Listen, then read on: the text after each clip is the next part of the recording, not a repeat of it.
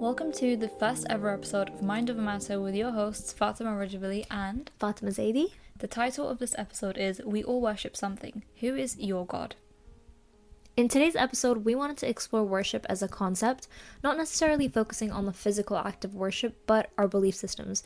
On the surface, we either identify as believers, non-believers, or somewhere in between. But do our practices reflect our beliefs? Recently, we've been thinking that everyone worships something. It may not be a god, but it could be a celebrity, one's ego, or even the idealized versions of people we've created in our minds. So the question remains, who is your God? And does God really exist within the center of our lives? Does everything we do go back to him? Actually, that's quite interesting. So you're saying that ideally, our actions, desires, and priorities should lead us back to a central God. And then in terms of these actions, I think that our use of technology can feed into what you're saying. We know that technology has revolutionized communication and even encourages social change, but the accessibility of information paired with the curated nature of social media can encourage parasocial relationships. And Fatima, I think this is kind of your expertise, but what can you tell us about parasocial relationships and what is it that attracts us about celebrities? I think it's like the loss of identity, right? Like lacking meaningful relationships in our own lives, and then we kind of seek that within celebrities to fill that gap of emptiness. Yep. And then we can try and emulate their lifestyle to find that kind of meaning in our own lives. And then it creates this kind of vicarious reinforcement, like because you're like, oh, I want to be like this person, and in order to be this person, I'm going to try and do what I think they do in their lives. I don't know if that makes any sense. No, I think it makes sense. It ends up creating this weird relationship where we try and live off of their what's the word? I don't know, I guess just emulating their lifestyle, but it becomes very consuming. Yeah, like you depend on them, you almost rely on them for your happiness. When it comes to research, there's a study conducted by Basil which basically states that the stronger the attachment to the celebrity, the more likely a fan is to adopt the messages promoted by them. And this can be really powerful when it comes to social change, but it's also problematic if you think about consumerism, unnecessary purchasing behaviors and such. So that's just something to keep in mind as well. Yeah, even like influencing political views, wouldn't you say? I think media personalities can be powerful agents of social change. Yeah, definitely. It's not all doom and gloom. Yeah. So do you think we should cut off all forms of celebrity access due to fear of consumption? I mean, the word fan in itself originates from the abbreviation fanatic, right? Which describes an extreme enthusiasm, typically inspired by a god. I don't think that the average person actually engages in celebrity worship, but the attachment is more common than we think, or at least the effects are. In terms of cutting off all forms of consumption, I don't think that's the best thing to do either, because as we said, there are definitely some benefits to it when it comes to like influencing your political views, creating social change. It's just about finding a balance so that you're not completely consumed. But do you think, like, what are some good examples of influencing political change? Because I feel like the majority of the time it's not very good. I mean, I think a really good example is the ongoing genocide that we see right now. I don't know about you, but I feel like if it wasn't for social media, there would not be as much awareness about what's going on right now. And I feel like we've only had as much success as we've had with the movement because of people like Motaz or like Bisan and them constantly sharing on social media. And so I don't think it's bad to keep up to date with social media or like consume a lot of media. Because it can be good. You just need to have a balance, basically. Definitely, yeah. I think it's great for awareness for sure. I did A-level politics, and before I went into it, I was like, oh my god, I don't even enjoy like watching the news. Why am I doing this? Why did you do this? Good question. No, I did find it interesting, but I didn't like listening to actual news, like on TV. Yeah. So I downloaded Twitter, and that became my best friend. Honestly, Twitter is also where I get majority of my news from. Does that make me sound really like ignorant? I don't know, but I think it's quite good. It's useful because you have actual politicians, you have people's thoughts and politicians' thoughts, and then world news. I think it's quite useful. Exactly. It just depends how vast your feed is, I guess. Yeah. So going back to our original point, with regards to presentation on social media and celebrity worship, there was a 2015 study which looked at the presentation of people on social media to present particular identity and lifestyle facade. Yep. And they found that it results in a lot of pressure to maintain that same portrayal, and it contributes to anxiety and fear of judgment. And I personally relate to that myself. I find it so nerve-wracking to post on social media. And it's not that I think that people will judge me necessarily. I think it's a me problem. Like, I'll look at the picture, and the more I look at it, I'll find more flaws in it. Yeah, that's the thing. But I think I do prefer posting on, like, stories, because they go away in 24 hours. But even that, if I think about it, it's not actually that deep. Yeah, it's not that serious. Because people literally look at the story for like 5 seconds and move on to the next one. So it's not like people will be picking apart your picture as much as you do. But I guess we are our worst critics. For sure. In terms of myself, I'd also say that my relationship with social media is somewhat fractured. I know that much of what we see online is curated, and people are only going to present the best versions of themselves. I mean, that's natural. No one's going to post about, I don't know, when they're having a really bad day or something. Totally. But we should still be mindful of the fact that it's really easy to compare yourself to other people online, and the kind of lifestyle that they're living. And I think that's something that I definitely used to do in the past. I'm much better at it now. In terms of sociology, there's a study conducted by Turkle, and she basically states that the virtual world can be a really good thing. It can be a form of escapism for some people. You're free to explore new identities. You know, it provides connectivity, but it can compromise authentic connection and sometimes even distract us from the physical world. And I think that's because social media is always on, and so because of that, it can become a burden to some people. I mean, you can even form an addiction, right, to seeking online gratification. And so if we use Turkle's work to interrogate our relationship with technology, we can question whether we use it as a filler to distract ourselves from reality, which obviously is not what we want to be doing. Yeah, the filler thing is so real. What do you mean by real. That? What do you mean by that? So I can give a personal example. I think I find myself reaching, like, almost instinctively for my phone when there's a break in conversation, just because I'm so used to always being my phone. And yeah, I think same, like when I would take the train to uni or just go out in general, you know, you just have your headphones in and you're just, I don't know, in your own world, listening to a podcast, for example. Except this one. But you're just not taking in everything else around you. And I think that's so interesting because the Quran focuses so much on the art of observation. I think it's Surah Baqarah, verse 21 and 22, which I was reading, and it says, let me look that up. Yeah, it says, worship your Lord who created you and those who were before you, so that you may be God-wary. And there's this beautiful imagery that it is He who made the earth a place of repose for you, and the sky a canopy, and He sends down water from the sky, and with it brings forth crops for your sustenance. I really like that verse. Yeah. I think it just kind of shows what our relationship should be with the natural world. You know, we're supposed to take in everything that's around us, and it's there for a reason. It's there to... I mean, it's there for our enjoyment, but also I think being in the natural world in itself reminds you of God.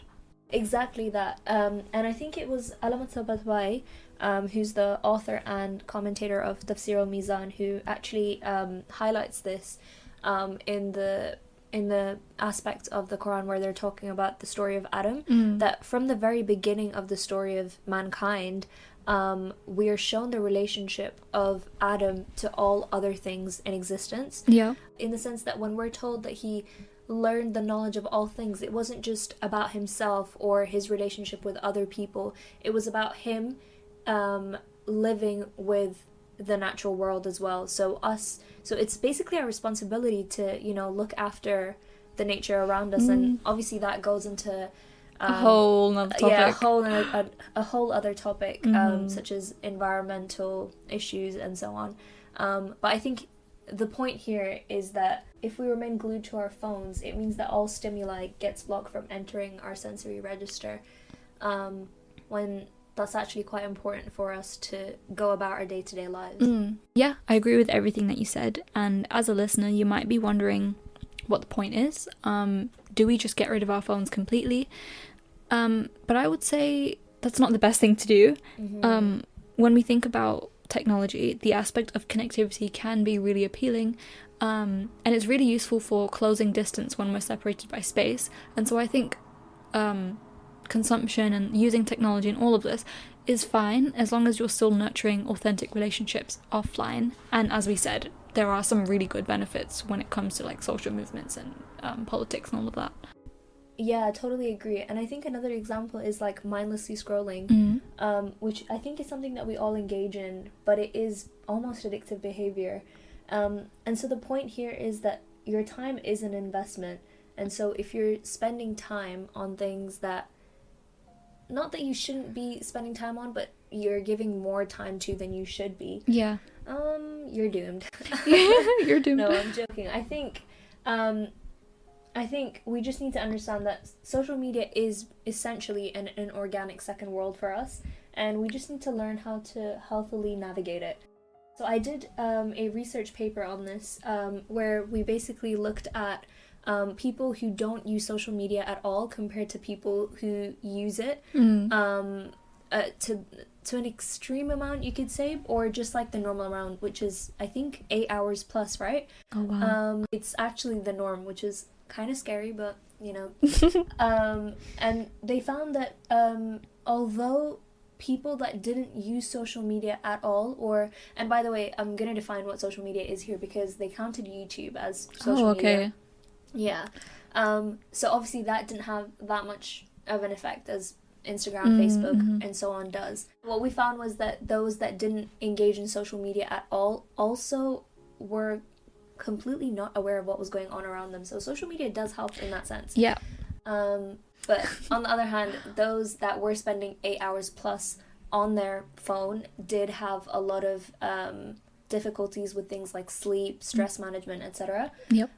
So obviously we need to try and find a balance, and there is a study on this which I looked at as part of my research, and it was called the Goldilocks hypothesis, which stems from the idea of, you know how Goldilocks entered the house of these bears, and then she eats the porridge, and then she's like, oh my god, this one's too hot, and then this one's too cold, and this one's just right. So it's essentially that just right principle, which basically balances the benefits and drawbacks associated with digital device usage by kind of coming up with a figure of how much screen time is good for you. And they suggest that 3 hours is like the ideal amount to engage with social media, and any point after that, the cons outweigh the pros.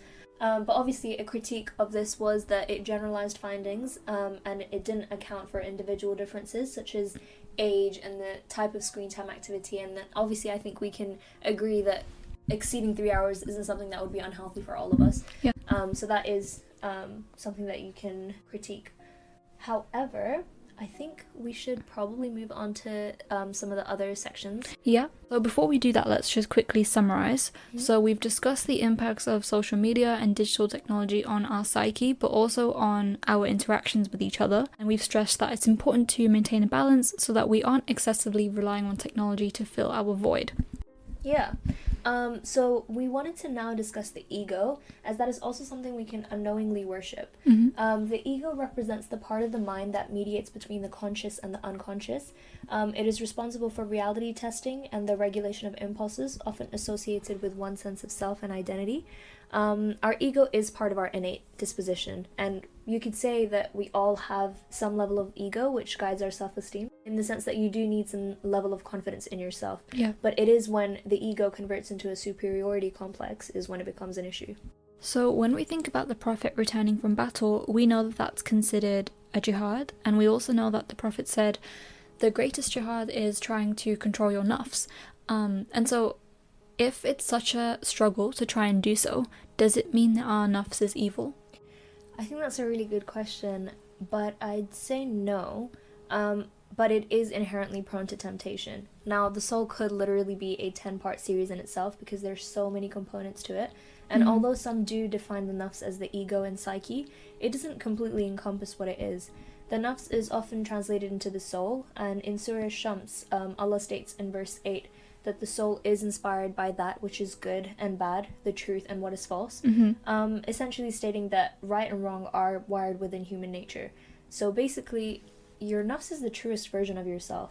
The following verses, verse 9 and verse 10, state how successful indeed is the one who purifies their soul, and doomed is the one who corrupts it. So Allah acknowledges that it is a challenge to be able to contain your nafs. However, with growth, it is definitely possible to do so. And, you know, the famous ayah that Allah does not burden a soul beyond that which it can bear. So I think that kind of sums it up. So I guess the question would be that how can our ego affect us that it becomes difficult to control? If we think about the development of like narcissistic tendencies, whether that's grandiosity, a lack of empathy, or even entitlement, all of those things are negative aspects of your ego, and it can even result in you resisting feedback, which obviously isn't the greatest thing because you might think that you know better. This can be traced back to Shaitan's fall. So if we think about the story of Prophet Adam and Shaitan, we know that obviously Shaitan is made of fire and Adam is made out of clay, and part of Shaitan's psyche is to try and create an us versus them situation. Yeah. The commentary of verses that theologians identify, they name this us versus them situation that you mentioned as qiyas, which is known as analogical reasoning, which is basically one-sided vision or one-eyed vision. You find that he only focuses on Adam's material reality as opposed to all the other elements that, you know, make him him, such as forgetting that Allah created him with his own hands, breathing his spirit into him, and teaching him exceptional knowledge. So of course fire is associated with power and strength, where clay is humble and malleable, and therefore it might be associated with inferiority. But you know, it's important to remember that fire can also be destructive and uncontrollable, much like Shaitan's ego. Yeah, so I think that was a really good way of putting how he only sees one side of the picture and not, you know, both of them, which is that although there are advantages to how he's made, there are also disadvantages of thinking that he's better than someone else because of how he's made. And also upon banishment, Shaitan claims to know us really well, stating you will find most of them, as in us, humans, ungrateful. It's like he kind of wants, it's like he thinks that we're him. Or he tries to make us like him. I don't know if so mischievous. But obviously, the useful thing about this is that to counteract a rising sense of ego would be to do the opposite of his claims. Lack of gratitude often stems from a lack of conscious remembrance, which is why shukr is such a vital part of our daily actions. And I think what also helps is that there are avenues of return to God multiple times in the day. Yeah, I actually realized this in Muhammadi Madrasa when I went to Sunday school. We had this interfaith event with a Christian Sunday school, and one of the people there was like, oh my god, like it's so cool how you guys communicate to God multiple times in your day.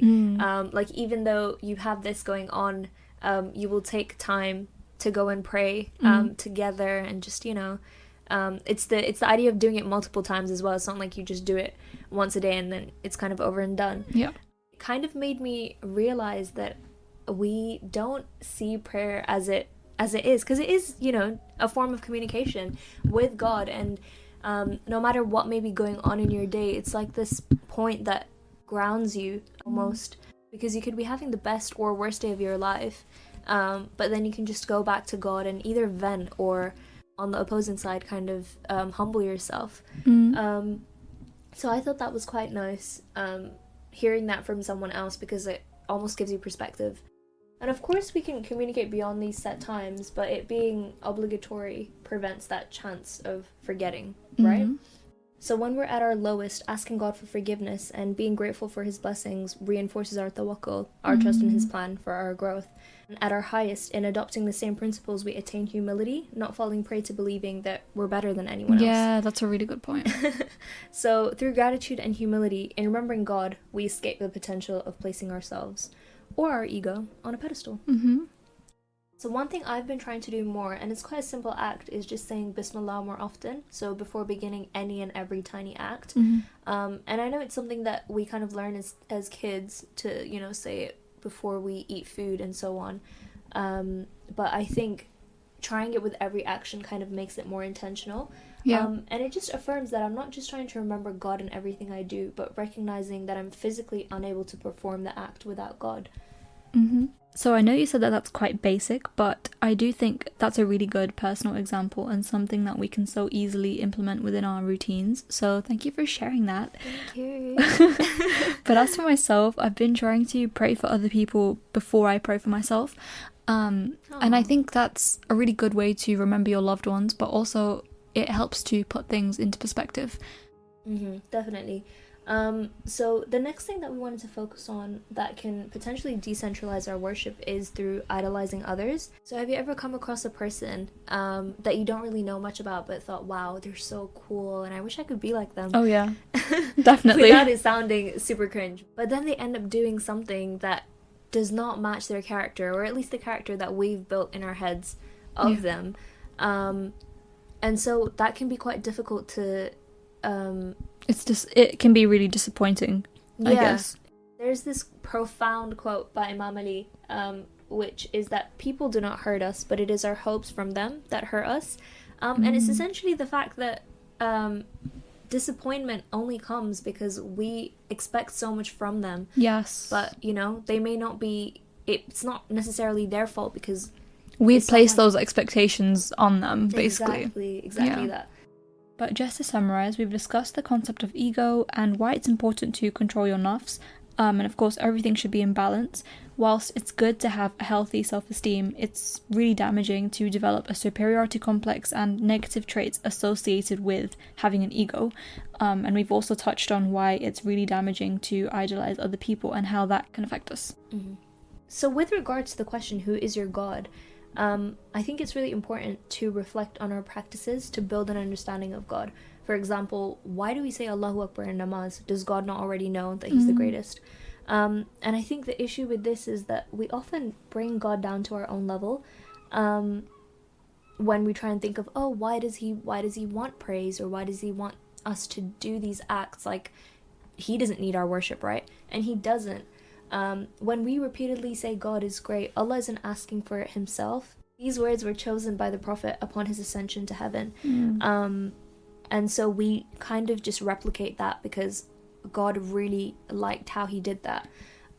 So when we repeatedly say God is great, we're reminding ourselves that God is greater than anything. In fact, we can even use the superlative here that God is the greatest. No, I do agree, but of course we also need to remember that praying or praising God, all of these things, they're for our own benefit. And so even though it feels like an obligation, or we might question the importance of it, because as you said, we could think, why does God need our praise? We don't necessarily realize that it's beneficial to us. So what's the secret then? How do you think we can get over placing other things above God? There was actually a lecture at mosque by Sheikh Shabr Mehdi, and he brought up a small point on finding a cure within ourselves in dua. And he mentioned how when people usually come to him with a problem, they say, oh, can you suggest a dua that would really help us? But tell me a dua that's never been heard before, that's revolutionary. Reason why I'm mentioning this here, and the way it relates, is that the point is that your answer isn't in something mysterious or unknown. Your answers are already there. You know what works best for you. They say that we've only used 10% of our conscious mind, so your actions occur based on how you've responded in previous situations, because your brain stores all of your experiences. So I think if we just think about how have you navigated your life so far, and based on what you know works for you, what can you do to make that change? Honestly, I was pretty shocked when you said that we only use 10% of our conscious mind. That is insane, but I do agree with what you said. And on that note, we'd like to conclude with the hadith famously attributed to both the Prophet Muhammad and Imam Ali that states, "He who knows himself knows his Lord." So divinity exists within our thoughts, actions, and our very existence. Just some takeaway questions, and you can pause here to think and perhaps note down somewhere. To what extent do you think you know yourself? Do you think there are aspects of yourself that remain hidden or inaccessible to your conscious awareness? If so, how do you navigate exploring those hidden aspects? What steps do you think you can take to ensure you're performing informed worship? So thank you so much for joining us. We hope that you took something away from this first episode, and we would love to hear your thoughts because this podcast is a means for us to also learn from you. So don't feel shy to give us your feedback on @pod Mind Over Matter across all of our platforms. So thank you again for all your time and for listening. Till next time, inshallah.